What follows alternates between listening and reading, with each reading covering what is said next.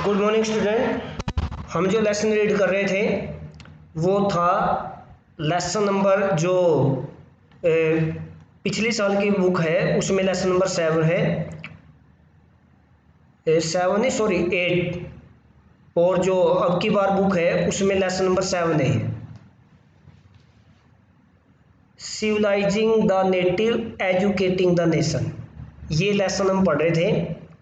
आज हम पढ़ रहे हैं एजुकेशन फॉर कॉमर्स। कॉमर्स होता है वाणिज्य, वाणिज्य के लिए शिक्षा।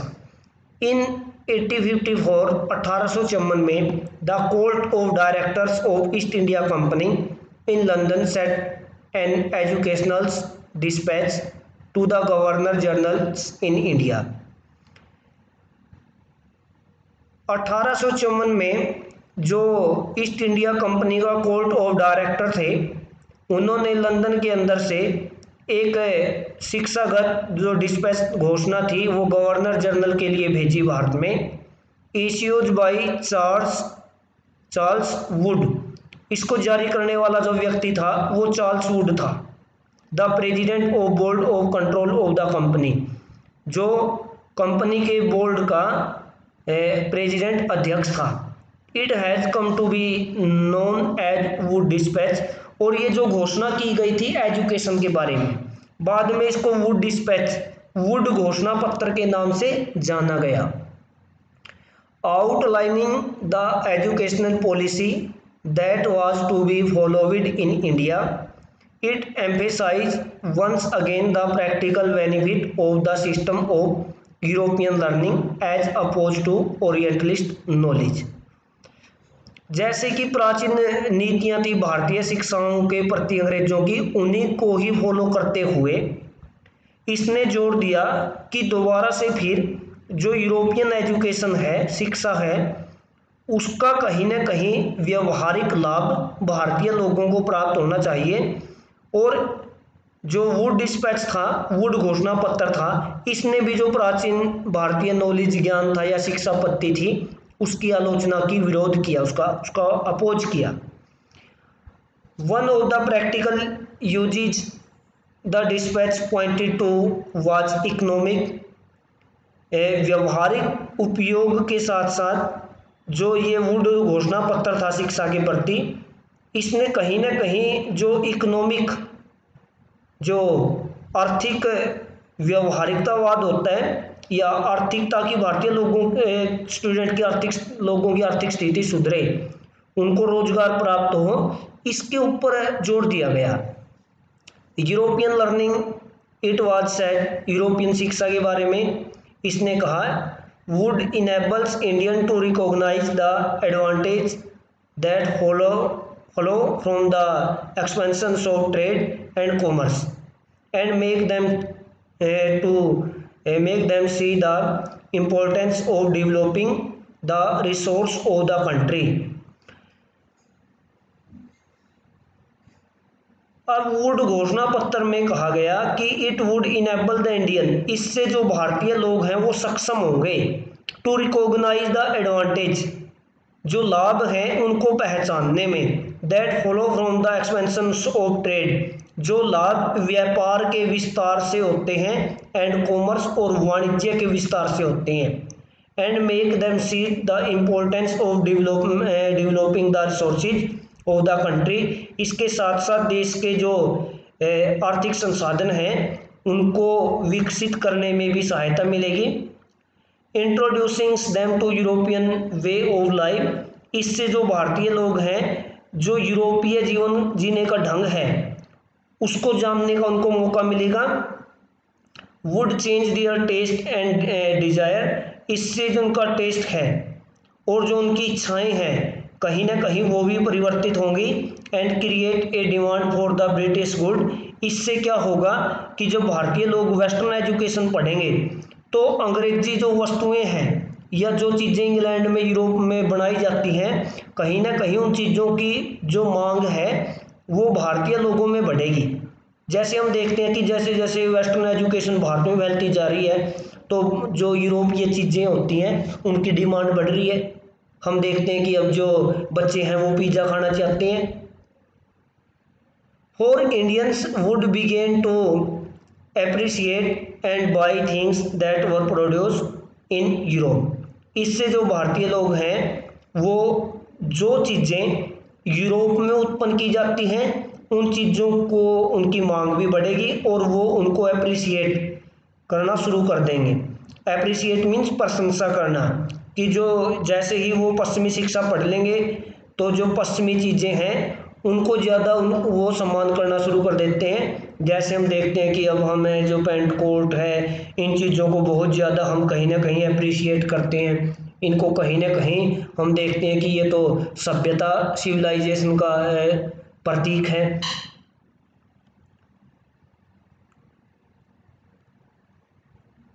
Wood Dispatch also argued that European learning would improve the moral characters of Indians. Would घोषणा पत्र के माध्यम से ये भी तर्क दिया गया कि यूरोपियन जो शिक्षा है would improve the moral character of Indian, इससे जो भारतीय लोगों का नैतिक चरित्र है वो भी कहीं ना कहीं इम्प्रूव होगा, कि भारतीय लोग बिल्कुल असभ्य हैं, यदि ये यूरोपीय शिक्षा प्राप्त करेंगे तो इनका कहीं ना कहीं मोरल कैरेक्टर जो है, नैतिक जो इनका चरित्र है वो इम्प्रूव होगा। It would make them truthful and honest, इससे जो भारतीय लोग हैं वो विश्वसनीय और ईमानदार बनेंगे। And the supply the company with a civil servant who could be trusted and depended upon, इससे जो ईस्ट इंडिया कंपनी है उसको जो सिविल सर्वेंट होते हैं, जो अधिकारी होते हैं वो प्राप्त होंगे। एंड कुड बी ट्रस्टेड, जिनके ऊपर विश्वास किया जा सकता है। एंड डिपेंडेड अपॉन, जिनके ऊपर निर्भर रहा जा सकता है। कि उन्होंने कहा कि हम यदि वेस्टर्न एजुकेशन इंग्लिश शिक्षा पढ़ाएंगे भारतीय लोगों को तो हमें ऐसे लोग मिलेंगे जिनके ऊपर हम विश्वास कर सकते हैं, जिनके ऊपर हम निर्भर रह सकते हैं, जो हमें एक अच्छे अधिकारी के रूप में प्राप्त हो सकते हैं। The literature of East was not only full of grave errors, जो पूर्वी साहित्य है वो बहुत बड़ी गलतियों से भरा हुआ है। It could also not instil in peoples a sense of duty and commitment to work, जो पूर्वी साहित्य या ज्ञान साहित्य है वो ना तो लोगों के अंदर कहीं ना कहीं कर्तव्य की जो भावना होती है उसका विकास कर पाता है, और ना जो काम के प्रति एक जिम्मेवारी होती है ना उसको उत्पन्न करता है। Nor could it develop the skills require for the administration, इसके साथ साथ जो पूर्वी ज्ञान है, जो भारत में पाए जाने वाला ज्ञान है, ये ना ही लोगों के अंदर जो प्रशासनिक कार्य की जो कुशलता होती है, कि जो प्रशासनिक कार्य होता है दफ्तरों में जो काम होता है प्रशासन का, उस काम को करने के लिए जो स्किल कुशलता की आवश्यकता होती है वो भी विकसित नहीं हो पाती। Following the 1854 dispatch several measures were introduced by the British, 1854 के वुड घोषणा पत्र का अनुसरण करते हुए अनेक प्रकार के जो कदम थे वो अंग्रेजों के द्वारा लागू किए गए। Education department of the government were set up to extend control over all the matters regarding education, तो सबसे पहले तो शिक्षा विभाग की स्थापना की गई ताकि जितने भी संबंधित शिक्षण संस्थान है या उनसे विषय संबंधित हैं उनका विस्तार किया जा सके और उनके ऊपर नियंत्रण रखा जा सके। Step were taken to establish a system of universities education, विश्वविद्यालय शिक्षा को स्थापित करने के लिए कदम उठाए गए।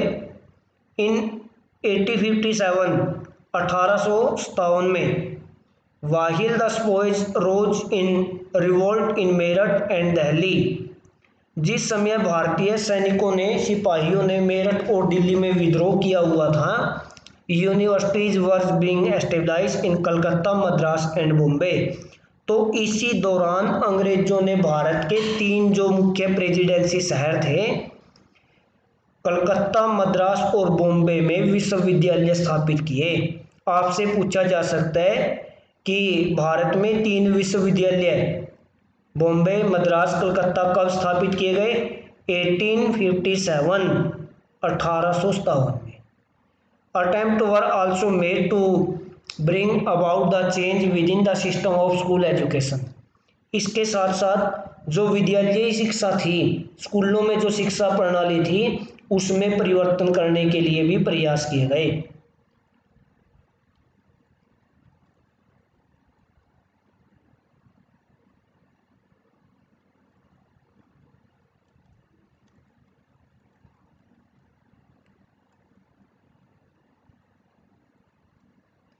अब हम पढ़ेंगे what happen to the local school.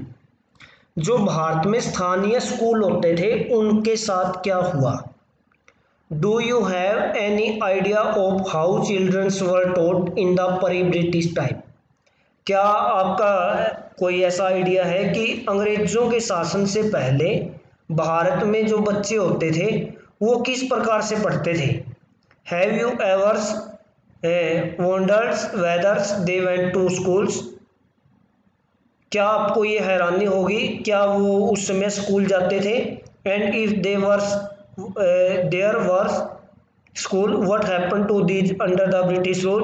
और यदि क्या वहाँ स्कूल थे भारत में तो अंग्रेजों के शासन के दौरान इन स्कूलों के साथ क्या हुआ? The report of William Adam. William Adam की रिपोर्ट। इन द 1830s 1830 में William Adams a Scottish missionaries turns the district of Bengal and Bihar. 1830 में विलियम एडम्स जो कि एक स्कॉटिश मिशनरीज था, मिशनरीज मीन्स धर्म, ईसाई धर्म प्रचारक, उसने बंगाल और बिहार के अनेक जो जिले थे उनका भ्रमण किया। He had been asked by the company to report on the progress of the education in vernacular schools। जो भारत के परंपरागत विद्यालय हैं उनके अंदर जो शिक्षा का विकास है उसके ऊपर रिपोर्ट तैयार करने के लिए विलियम एडम को कंपनी के द्वारा बोला गया। The report Adams produce is interesting. जो रिपोर्ट एडम ने तैयार की वो बड़ी इंटरेस्टिंग थी। Adam found that there were over 1 lakh पाठशाला इन बंगाल एंड बिहार। अब जैसे अंग्रेज समझते थे कि भारत में तो शिक्षा व्यवस्था है ही नहीं, लेकिन एडम ने अपनी रिपोर्ट में बताया कि 1 लाख से भी अधिक पाठशालाएं बंगाल और बिहार में थी उस समय। दीज वर स्मॉल इंस्टीट्यूशन, ये छोटे संस्थान थे, with more than 20 student each.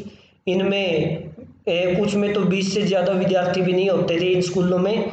But the total number of the children being taught in these पाठशाला वाज कंसिडरेबल्स ओवर 20 लाख। परंतु इन जो 1 लाख विद्यालयों में शिक्षित होने वाले विद्यार्थियों की संख्या थी वो 20 लाख से भी अधिक थी। These institution were set up by the wealthy peoples और द लोकल कम्युनिटीज। ये जो छोटे छोटे विद्यालय थे, इनकी पाठशालाएं थी, इनकी स्थापना वेल्थी पीपल, समृद्ध जो धनी लोग होते थे उनके द्वारा, या जो स्थानीय जो कम्युनिटी समुदाय होता था उनके द्वारा की जाती थी। At times they were started by a teachers, guru. कई बार इस विद्यालयों की स्थापना एक स्थानीय जो अध्यापक होता था जिसको गुरु कहा जाता था उसके द्वारा भी की जाती थी।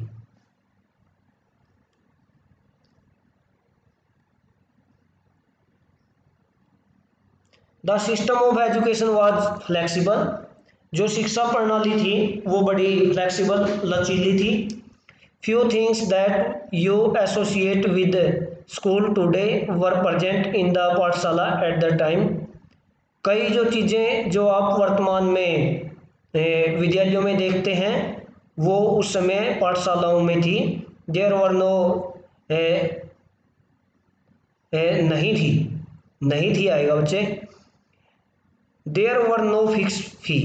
एक तो ये जो पाठशालाएं होती थी इनमें कोई फीस निश्चित नहीं होती थी। नो प्रिंटेड बुक, विद्यार्थियों के पास छपी हुई पुस्तकें जैसे आपके पास आज बुक होती है ऐसी बुकें भी नहीं होती थी। नो सेपरेट स्कूल बिल्डिंग, विद्यालय की कोई अलग से इमारत भी नहीं होती थी। नो बेंच और चेयर्स, जो बच्चे पढ़ते थे उनके लिए बेंच या चेयर नहीं होते थे। No blackboard, no system of separate classes, जो क्लास होती थी वो भी अलग अलग नहीं होती थी। जैसे आज हम देखते हैं छठी क्लास अलग होती है, सातवीं क्लास, आठवीं, ऐसा कुछ नहीं होता था।